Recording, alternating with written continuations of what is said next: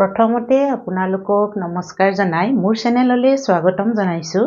তিলৰ লাড়ু সকলোৱে বনাব জানেই নহয়নে বাৰু? তথাপিতো তিলৰ লাড়ু বনালে সাধাৰণতে আমাৰ হাত বহুত বেছি পুৰে আৰু তিলৰ লাড়ু কেইটা বহুত ফটাফট বনাব লগাত পৰে নহয়নে বাৰু?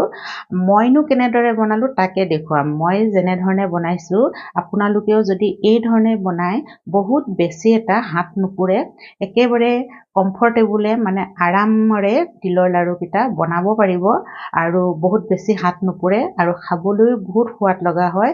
আৰু কি জানেনে, তিলৰ লাড়ু কেইটা কেইদিনমানৰ 2-3 দিনমানৰ পিছত ইমান লিকটীয়া হৈ পৰে।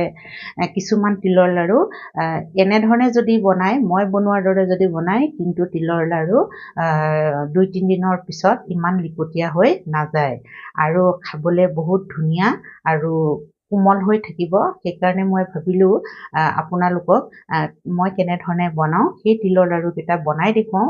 সকলোৱে জানে যদিও যিসকলে নাজানে তেওঁলোকৰ সহায় হ'ব বুলি ভাবিলো। এতিয়া আহকচোন মোৰ ভিডিঅ'ৰ মাজলৈ আপোনালোকক লৈ যাওঁ।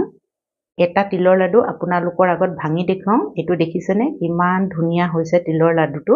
আৰু এটা ভাঙি দেখুৱাওঁ। এইয়া দেখিছেনে কিমান ধুনীয়াকৈ ভাং খাই গৈছে? এইয়া চাওকচোন। আৰু সেইকাৰণে মই কৈছোঁ বহুত কোমল হয় খাবলৈ।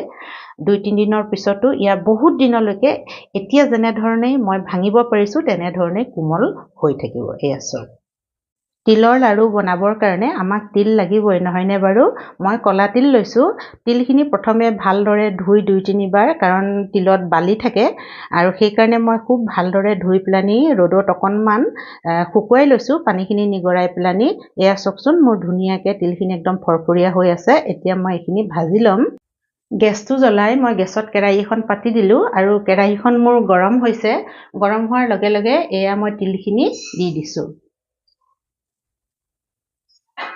আৰু তিলখিনি এতিয়া ভাজি ল'ম। গেছৰ ফ্লেমটো মই ল' মিডিয়ামতে ৰাখিছোঁ, হাই ফ্লেমত থ'ব নালাগে।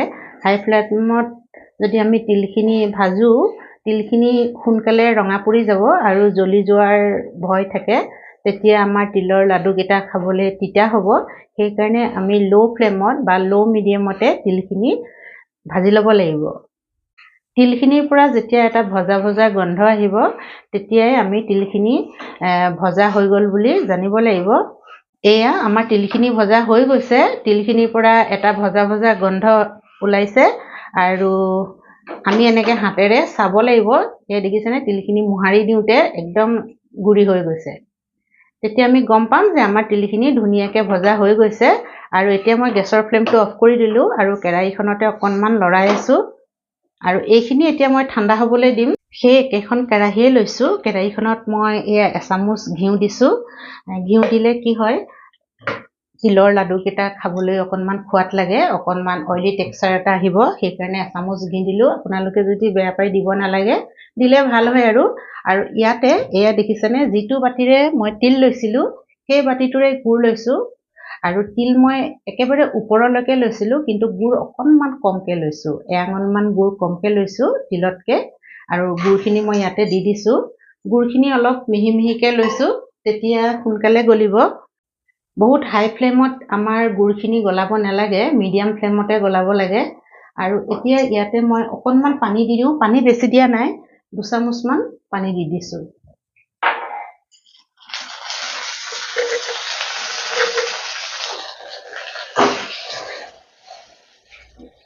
আৰু গুড়ৰ পাকটো যদি ভাল নহয়, আমাৰ লাডুটো ভাল নহ'ব। যদি গুড়খিনি কোমল হৈ থাকে, পাকটো কোমল হৈ থাকে, তেতিয়া তিলৰ লাডুটো কোমল হ'ব। আৰু যদি এই পাকটো বেছি টান হৈ যায়, তেতিয়াও আমাৰ তিলৰ লাডুটো একদম টান হ'ব, মানে খাবলৈ একেবাৰে লিকটীয়া কৰকৰীয়া হ'ব। সেইকাৰণে এই গুড়ৰ পাকটো বহুত সাৱধানতাৰে ভালকৈ আমি বনাব লাগে। তেতিয়া আমাৰ তিলৰ লাডুটো বহুত ধুনীয়া হয় আৰু কোমল হ'ব। এয়া আমাৰ গুড়খিনি ধুনীয়াকৈ গলি গৈছে, দেখিছেনে? আৰু এতিয়া মই বাতি এটাত লৈ চাম। বাতি এটাত অকণমান পানী লৈছোঁ আৰু ইয়াৰে 1 ড্ৰপমান দি চাম।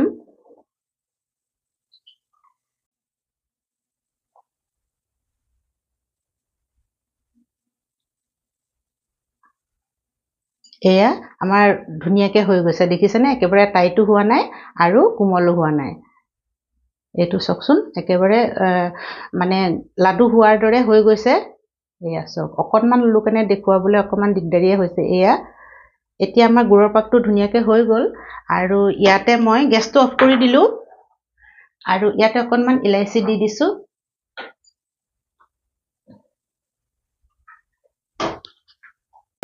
গুড়খিনিতে তিলখিনি দি দিছোঁ অলপ অলপকৈ, দেখিছে নহয়।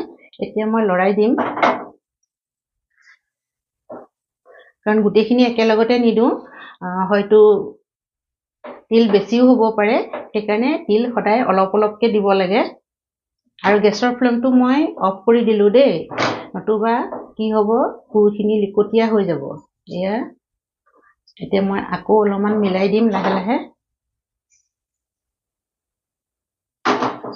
আৰু অলপ অলপকৈ দি ভালদৰে মই লৰাই থাকিল আৰু অকণমান এইকণো আমি মিলাই দিছোঁ। আমি যদি গুড় আৰু তিলৰ হিচাপটো ভালকৈ লওঁ তেতিয়া কম বেছি নহয়, বহুত ধুনীয়াকৈ হ'ব।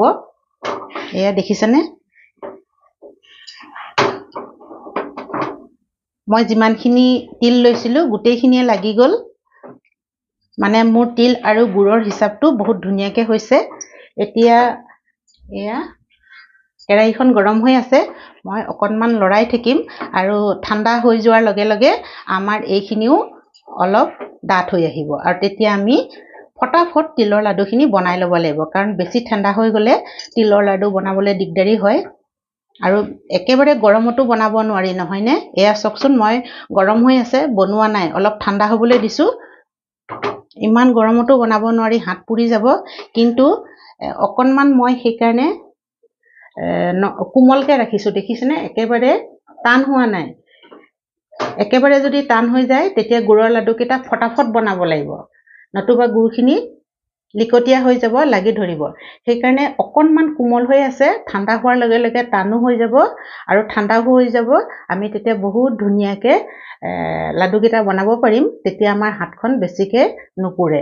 এইটো জোখতে থ'ব লাগিব, এইটো এটা বহুত ডাঙৰ টিপছ হয়, মই ভাবোঁ আৰু এইটো টিপছ মই এনেদৰে বনাওঁ, সেইকাৰণে আপোনালোককো ক'লোঁ। মনত লৈ লৈছোঁ ঠাণ্ডা হ'বৰ কাৰণে, তেতিয়া সোনকালে ঠাণ্ডা হ'ব আৰু বেছি দেৰিও কৰিব নোৱাৰি। আৰু এখন কাঁহীত মই এয়া অকণমান ঘি লগাই লৈছোঁ, এইখনতো লগাই লৈছিলোঁ, দেখুৱাবলৈ আপোনালোকক পাহৰিলোৱে। আৰু মই কি কৰিম, ইয়াৰে এচামুচ এচামুচ এনেকৈ লৈ দি যাম। এয়া কাঁহীখনত এনেকৈ থৈ যাম, তেতিয়া আমাৰ লাডু বান্ধিবলৈ ভাল হ'ব আৰু পটাপট হ'ব।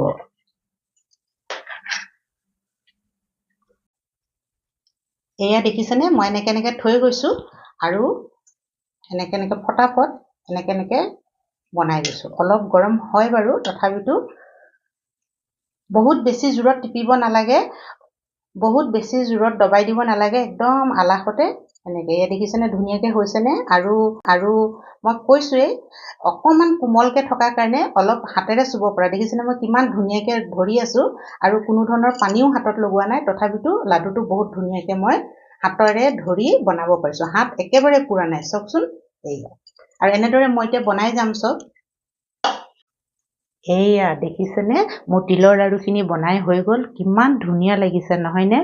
দেখিবলৈ বহুত ধুনীয়া লগা নাই যদিও, কাৰণ বহুত গোল হোৱা নাই, তিলৰ লাড়ুবোৰ ফটাফট বনাব লাগে, সেইকাৰণে বহুত বেছি এটা গোল হোৱা নাই যদিও, কিন্তু খাবলৈ বহুত সোৱাদ লগা হয় আৰু বহুত দিনলৈ কোমল হৈ থাকে। মই কৈছোঁৱেই আৰু আপোনালোকে বনোৱা দেখিলেই তিলৰ লাড়ু মই কেনেদৰে বনালোঁ, আৰু বনোৱাৰ পিছত মই এটা ভাঙিও দেখুৱালোঁ আপোনালোকক প্ৰথমতেই। আৰু এইদৰে যদি আপোনালোকে তিলৰ লাডু বনাই, বহুত খাবলৈ ভাল হয়, সোৱাদ লগা হয় আৰু বহুত দিনলৈকে এইদৰে এতিয়াৰ দৰে কোমল হৈ থাকিব। আৰু আপোনালোকে সকলোৱে জানেই তিলৰ লাডু বনাবলৈ, তথাপিতো মইনো কেনেকৈ বনালোঁ তাকে মই আপোনালোকৰ আগত দেখুৱালোঁ। যদি ভিডিঅ'টো চাই ভাল পালে লাইক কৰিব, শ্বেয়াৰ কৰিব আৰু লগতে কমেণ্টছো কৰিব। শেষলৈকে ভিডিঅ'টো চোৱাৰ কাৰণে বহুত বহুত ধন্যবাদ জনালোঁ। লগতে যিসকলে মোৰ চেনেলটো ছাবস্ক্ৰাইব কৰা নাই তেওঁলোককো অনুৰোধ কৰিছোঁ মোৰ চেনেলটো যাতে ছাবস্ক্ৰাইব কৰি লয় আৰু কাষতে থকা বেল আইকনটো দবাই দিয়ে, তেতিয়া নতুন নতুন ভিডিঅ'বোৰ পাই থাকিব। শেষলৈকে ভিডিঅ'টো চোৱাৰ কাৰণে বহুত বহুত ধন্যবাদ জনালোঁ। বিহু আহিলে, আজি উৰুকাৰ দিনাই মই আপোনালোকক বহাগ বিহুৰ, ৰঙালী বিহুৰ শুভেচ্ছা জনাইছোঁ। সকলো যাতে এই নতুন বছৰটোৰ পৰাই সুখত থাকে, আনন্দত থাকে, হাঁহি মুখে থাকে, লগতে সুস্থ হৈ থাকে।